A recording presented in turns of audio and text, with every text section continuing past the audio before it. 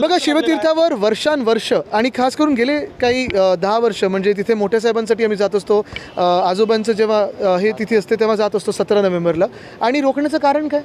An anti-conversion bill has been in fact proposed by Bharatiya Janata Party.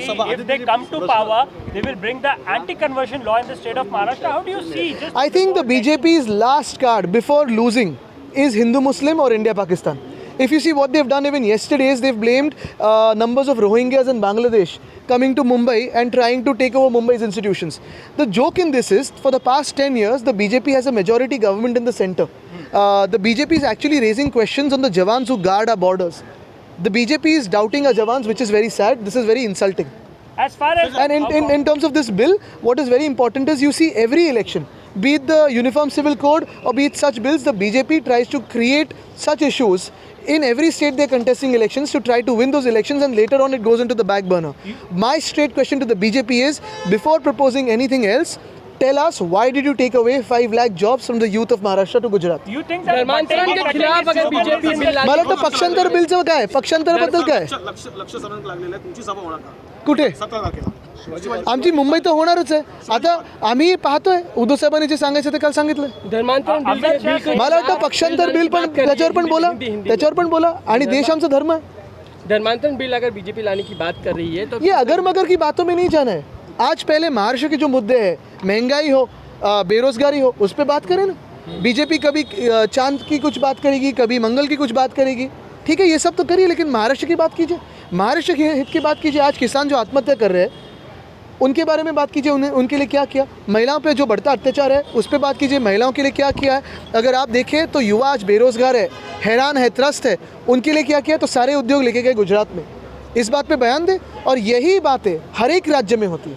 यही बातें जो कहते हैं कटेंगे तो बटेंगे, बटेंगे तो कटेंगे, यही बात भाजपा की है. बांटते हैं और खिस्सा काटते हैं हर एक का, और फिर लूटते हैं स्टेट. अमित शाह अगर बात कर रहे हैं आपके ऊपर की पार्टी तोड़ने की बात जो वो कह रहे हैं, उसके बारे में क्या कहेंगे उसको लेकर? बात तो साफ है. किसने पार्टी तोड़ी ये सबको पता है. गंदी राजनीति किसने की ये सबको पता है. महाराष्ट्र द्वेष्टे कौन है, महाराष्ट्र द्रोही कौन है, ये सबको पता है. सिर्फ और सिर्फ भाजपा है.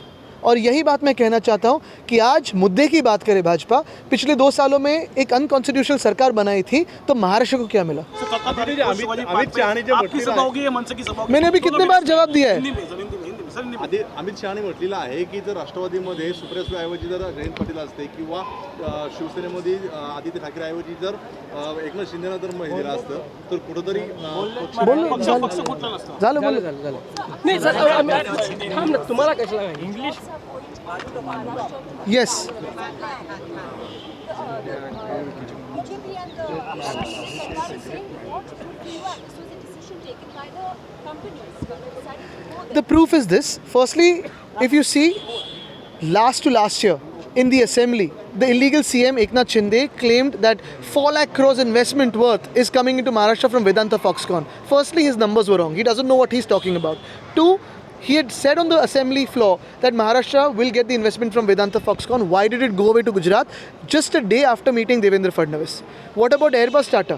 So many even BJP leaders were claiming that it's coming to Nagpur. Why did it go away to Gujarat? So this is a forced exodus plan.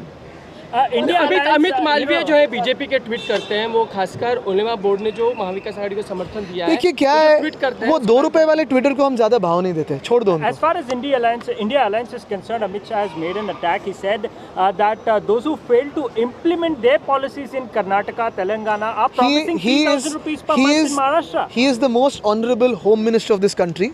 I think first he should look at why Manipur is burning for almost a year. Then come and attack us. He should speak about Manipur, try to calm down the situation there. Even in Jammu and Kashmir, why haven't Kashmiri Pandits been able to go back and feel safe after 6 years of BJP's rule and President's rule in Jammu and Kashmir? He must answer this. Thank you. मशाला छान दिसतं ना sir हे role का sir. आज अमित शहा मुंबईच्या दौऱ्यावरती होते. त्यांनी पत्रकार परिषदेत म्हटलं की खरं तर राष्ट्रवादीचा वारसदार जर अजित पवारांना दिलं असतं तर अशी ताटाफूट झाली नसती, आणि त्याचसोबतच शिवसेनेमध्ये एकनाथ शिंदे यांना जर वारसदार म्हणून अर्थात त्यांच्याकडे सत्ता दिली असती तर अशी पक्षांची फाटाफूट झालीच नसती. हे सगळं सोडा, मला तुम्ही सांगा BCCIचं काय कोणाला दिलं, कोणाच्या हाती दिली BCCI हे पण सांगा. एखाद्या क्रिकेटरला मिळाली असती तर चांगलंच झालं असतं ना. BCCIची जी अध्यक्षपद आहे किंवा ICCचं आहे, काय कुठे कोण कोणावर बोलतंय स्वतःचा पक्ष सांभाळण्यापेक्षा आणि स्वतःचं जे काही खातं आहे ते सांभाळण्यापेक्षा आमचे पक्ष फोडायचे, आमचे परिवार फोडायचे, महाराष्ट्राला मागे न्यायचं, हे सगळं करण्यापेक्षा भाजपच्या नेत्यांनी आम्हाला उत्तर द्यावं की वेदांता फॉक्सकॉन असेल, बल्ड्रग पार्क असेल, एअरबस स्टार असेल, हे का गुजरातला नेलं? आदित्य, एक प्रश्न असा सुद्धा त्यांच्या वतीनं विचारण्यात आलेला आहे की काँग्रेस ज्यांच्याबरोबर तुम्ही आता आहात ते बाळासाहेबांना हिंदू हृदय सम्राट ही पदवी का लावत नाही आणि ते सावरकरांवर कधी बोलणार? मला वाटतं ज्या हिंदू हृदय सम्राटांचा पक्ष त्यांनी तोडला, नाव चोरलं, फोटो चोरला, ह्याच्यावर त्यांना काय बोलण्याचा अधिकार आहे? आणि दुसरं म्हणजे स्वातंत्र्यवीर सावरकर असतील, वंदनीय हिंदू हृदय सम्राट बाळासाहेब ठाकरे असतील, हे तर महान व्यक्ती आहेतच, महापुरुष आहेत आणि आम्ही सगळेच नतमस्तक होतो त्यांच्यासमोर, जसं डॉक्टर बाबासाहेब आंबेडकरांच्या समोर होतो. पण भाजपने हे उत्तर द्यावं की आजच्या घडीला, आजच्या महाराष्ट्रातल्या तरुणांची जे जॉब्स 5 लाख रोजगाराच्या संध्या गुजरातला खेचून नेल्या आहेत, त्याच्यावर भाजप का नाही बोलत आहे? म्हणजे इथे येऊन सगळं वेगळं वेगळं बोलायचं, पण स्वतःनी जो घोळ घातलेला आहे, जी महाराष्ट्रात आपण पाहतोय मागे खेचण्याचं काम केलेलं आहे, त्याच्यावर काहीच बोलत नाही आहेत.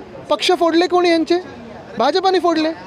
सध्याचं चिखलदरा राजकारणातलं इथून येतं. त्याचं मूळ जे कारण आहे ते उद्धव ठाकरे आहे असं राज ठाकरेंनी म्हटलं. मला वाटतं काय की एकमेकांच्या वतीने भाजप आणि मनसेनी बोलू नये. मी त्यांच्यावर वैयक्तिक कधी बोलत नाही, पण एक भीतीदायक गोष्ट हीच आहे की जी मनसे आम्हाला वाटायचं की महाराष्ट्रातल्या भूमिपुत्रांसाठी लढते, ती आता गुजरातच्या भूमिपुत्रांसाठी लढायला लागलेली आहे. तुम्ही ज्या मोदी साहेबांनी महाराष्ट्रातून उद्योग मोठे नेले गुजरातला, ज्या महाराष्ट्रातल्या तरुणांच्या नोकऱ्या नेल्या गुजरातला, त्याच मोदी साहेबांना मनसेनी बिनशर्त पाठिंबा दिला होता आणि त्याच भाजपला पाठिंबा दिला आहे ज्यांनी महाराष्ट्रातलं राजकारण आज घाणेरडं केलेलं आहे, गलिच्छ केलं आहे आणि गढूळ केलेलं आहे. भाजपला पाठिंबा देऊन महाराष्ट्राला मागे नेण्याचं काम प्रत्येक जो पक्ष भाजपला पाठिंबा देईल ते करत आहेत. भाजपनं जो जाहीरनामा जाहीर केला आहे याच्यामध्ये त्यांनी एक नमूद केलं आहे की ज्या किमती वाढलेल्या आहेत या स्थिर ठेवण्याचा. मग 2 वर्षात का नाही केलं? 2 वर्षात का नाही केलं? त्यांचं 2 वर्ष सरकार होतं, बहुमताचं सरकार दिल्लीत 10 वर्ष होतं. आत्ता जूनमध्ये त्यांचं बहुमत गेलेलं आहे, पण 2 वर्षात जे काही असं त्यांनी जाहीरनाम्यात सांगितलेलं आहे ते का नाही केलं? आणि दुसरी गोष्ट म्हणजे 2014च्या जाहीरनाम्याचं किती गोष्टी त्यांनी पाळल्यात? मध्यंतरी एक रिपोर्ट पण आलेला की जे जे भाजप सांगतं त्यांच्या जाहीरनाम्यात तशा गोष्टी ते करत नाहीत. सॉरी, हे केल्यानंतर तुमच्याकडे तो 1500 रुपये देऊन किंवा 1500 रुपये देऊन महिलांचं मत विकत घेतलं जातं असं बोललं जात आहे. मग तुमच्या जाहीरनाम्यामध्ये तुम्ही सांगताय की आम्ही 3000 रुपये देऊ, मग ही महिलांना लालूच नाहीये. महिलांना आधार देणं गरजेचं आहे. आपण पाहत असाल आम्ही अजून त्याचे एक पाऊल पुढे गेलेलो आहे आणि महिलांसाठी ST असेल, BST असेल, सगळ्या ज्या स्थानिक स्वराज्य संस्थेच्या बस सेवा आहेत त्याच्यात फ्री प्रवास, मोफत प्रवास हे देखील सांगितलेलं आहे. कारण आजची महागाई जी आपण पाहतोय, वाढती महागाई जी आहे ही भयानक आहे आणि कुठे ना कुठेतरी महिला ज्या समाजाचा कणा आहेत, महिला जे घर चालवतात, समाज चालवतात, ह्यांना कुठेतरी आधार देऊ शकलो तर गैर काय?